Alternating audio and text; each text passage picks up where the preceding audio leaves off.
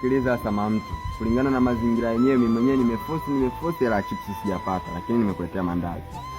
Chukua kwanza kuzungumza. Mimi sitaki mandazi. Mtu, sitaki mandazi kivipi? Sasa mimi nakulaje mandazi?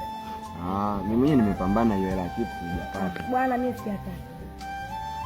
Nakuomba bwana, kula kwa ajili yangu bwana. Sitaki.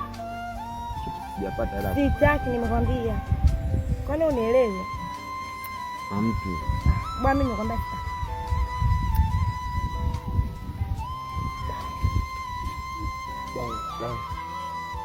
Haina haja ya kusalimia.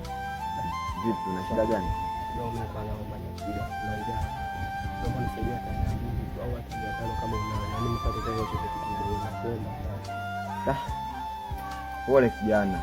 Lakini kulingana na mazingira ulionikuta nayo, basi bora tu nikupe haya mandazi. Unapeleka wapi mandazi? Nampa jamaa huyu. Ili weje. Lakini wewe si nimekupa mandazi ukayakataa. Mimi nakula nini? Wewe umesema unataka chips. Hizo chips ziko wapi? Nimekwambia sijapata hela, nimekupa mandazi umeyakataa. Bora tumpe tu jamaa ambaye hajala toka. Mimi na huyu nani bora? Bora wewe. Au mimi na huyu nani unampenda? Mimi nakupenda wewe. Sasa kwa nini mandazi umpe huyu? Lakini kumbuka na wewe ni binadamu pia. Haijalishi. Sasa nakwambiaje, kuanzia leo mimi na wewe basi. Yaani fanya kama tujawahi kuonana. Samahani bro.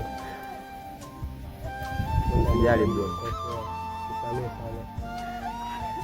Napenda bro kwa sababu ya shika tu bro, kapoze njaa. Hizi ni changamoto za kawaida. Nashukuru sana ndugu yangu.